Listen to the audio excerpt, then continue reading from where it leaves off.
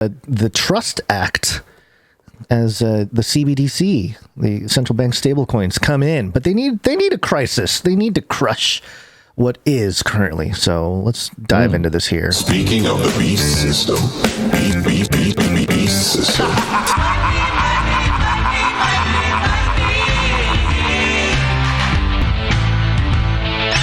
This is Yahoo News mirroring the Independent.co.uk. The headline is, I lost my life savings. Terra Luna cryptocurrency collapses 98% overnight. Basil, we've been watching the crypto markets and, light investors, not anything crazy for the last few years. Dabblers. I have not seen anything like this before, where a top 10 cryptocurrency just collapses 98% within a couple days. I mean, it is crazy. Crazy. The price. Are you going to tell us what this is, this is, what the deal is? Okay. Yes. Right. The price of Terra, the cryptocurrency, has fallen by more than 99%, wiping out the fortunes of crypto investors. Terra, which ranked among the top 10 most valuable cryptocurrencies, dropped below $1 on Wednesday, having peaked close to $120 last month. Oh my gosh. Down to $1. Let's do a quick current refresh here. Let me just see what the price is currently. $1.03. So there you go. Still down. The majority of the losses were realized overnight, with a 98% price fall in the space of just 24 hours. The dramatic crash meant its market cap dropped from $40 billion to just $500 million. Just about $40 billion wiped out in 24 hours. That's crazy. That is a lot of money just being wiped out. Of course, market cap isn't exactly, the amount behind it. It's just the biggest concern. But right. Yeah. Quote, I lost my life savings. One member of the Terra Luna subreddit wrote, had bought Luna at $85, not sure what to do. Another wrote that they had lost $15,000 after failing to sell their holdings for a substantial profit when it was trading above $100 last month. I should have cashed out. Yes, that's an old thing here. Another person, I lost over $450,000. I cannot pay the bank. One user member of the Terra forum wrote, I will lose my home soon. I'll become homeless. Suicide is the only way out for me, end quote. I mean, there are people who banked on this that it looks like not good. This is the kind of thing that's not good. Now, Terra Luna, let me just briefly explain, because I know there's a lot of listeners who are not up to speed on crypto and all that stuff, so I'll keep it as simple as possible. Terra Luna is a cryptocurrency project. It's their own blockchain, and what they've done is created this system, and I won't explain the system because it gets really complicated, but they built this system where they have a stable coin called UST, the US Terra. And what the US Terra is supposed to be is a 1-to-1 peg to the US dollar. So, if you hold US Terra, you're basically holding US dollars. It's supposed to be 1-to-1. Now, the experimental part of this was how the dollar gets held up. So what assets did Terra Luna hold to create that stable coin? Okay, so this is a very complicated thing. And, this is the kind of stuff that central banks and governments have done for a while now, since fiat had became a thing. They are the ones that control the currency and, the inflation amount and the printing and all that stuff. But this is kind of their own ecosystem. So what happened was they experimented with something called algorithmic stablecoins. And instead of things like gold or literal dollars to back up their stablecoin, they used Bitcoin, and they used their own cryptocurrency, Terra Luna. And once Bitcoin crashed, then the balance got whacked, and then the dollar that you're supposed to be holding at $1 started to drop. And so again, very complicated, but here's the sort of... Is this connected at all to like the inflation of the dollar, or is it all Bitcoin related? It could be related to the inflation of the dollar in a particular way that I'll get to in a moment. But so let me just read the post that went viral about this thing, okay? Because there's a lot of chatter about who's responsible for this. And the post that went viral reads as follows. BlackRock and Citadel. Do you remember Citadel with the SBC stuff? Well, not SBC. What is it? Was it SBC? Yeah.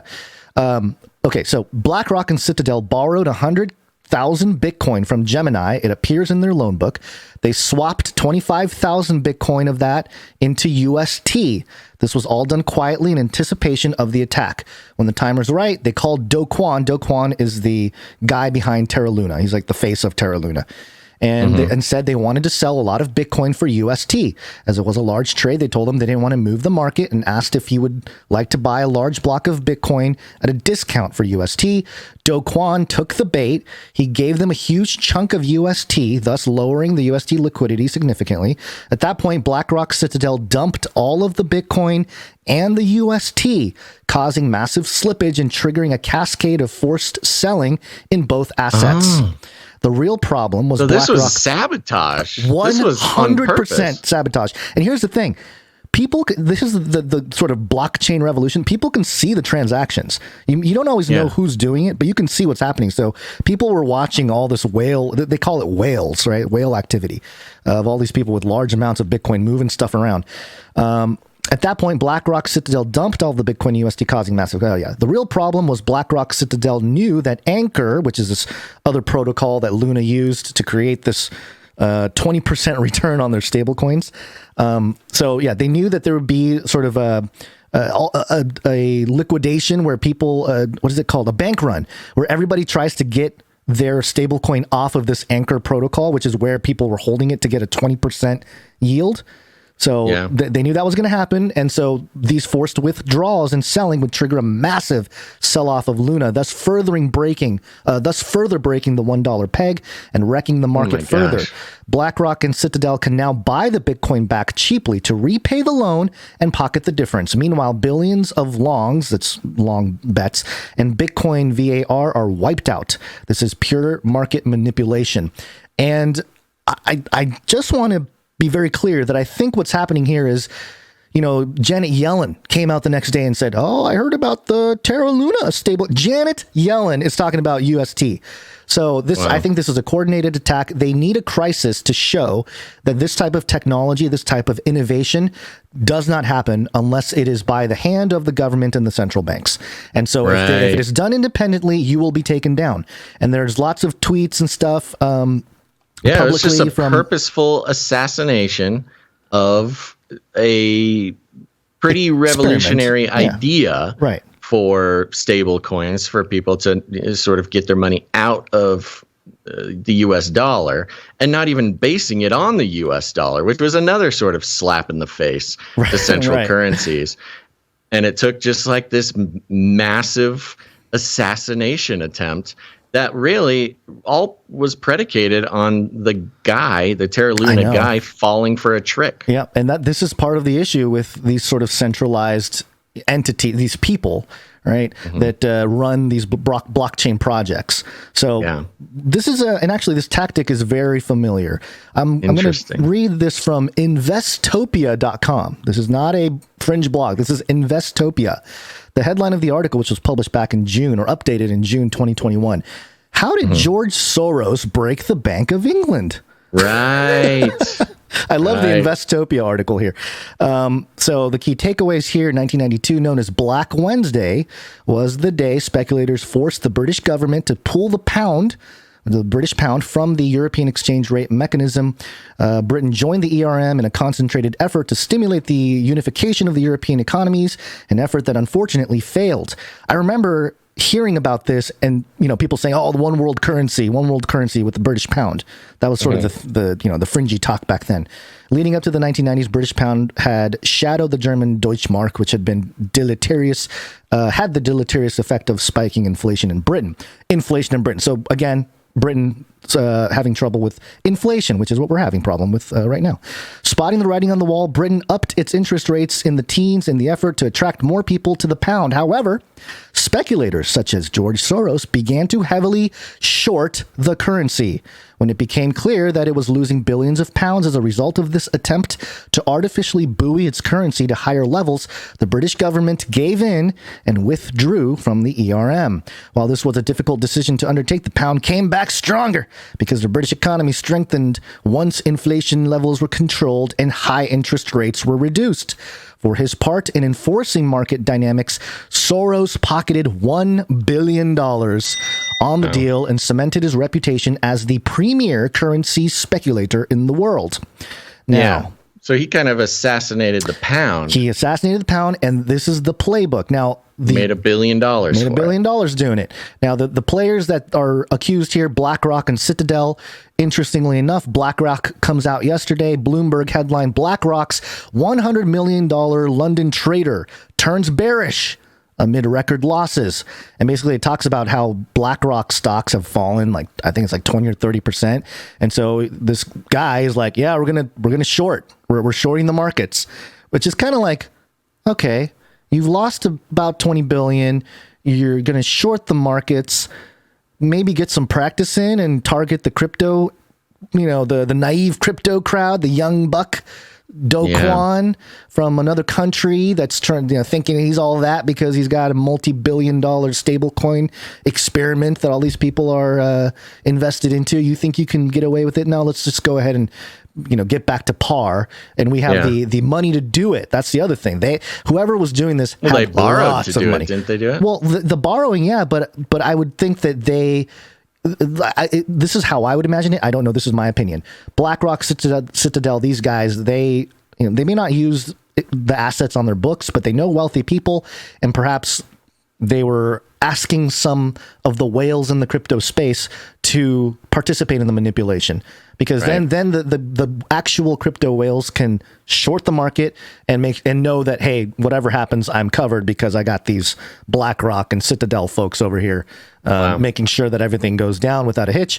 And then at the same time, Citadel, the only news I can find was Ken Griffin, the founder of Citadel, wins a seat on the Blue Origin.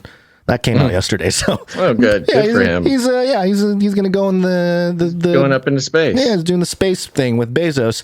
Meanwhile, he's wrecking markets, and I've never seen anything like it. Hopefully, you guys didn't have any money in Terra Luna, and I know it's a isolated thing in cryptocurrencies, but it's one of those things that will be used to bring in the Trust Act.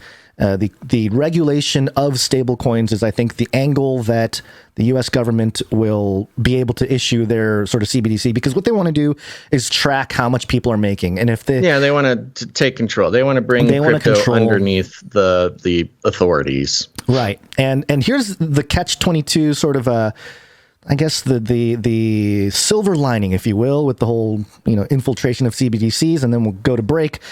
Is that once the CBDCs are regulated and the government is like, hey, whatever it might be USDC, the stable coin that's already built and out there because it's been under compliance the whole time and all this kind of stuff. Once it happens, you have these big sort of institutions and all these people with trillions of dollars can all of a sudden start buying crypto with the full support of the government. That's when I think the entire crypto market might go entirely insane, like in terms of the price, and capture a lot of the inflation that's happening. But they don't want that to happen. Right.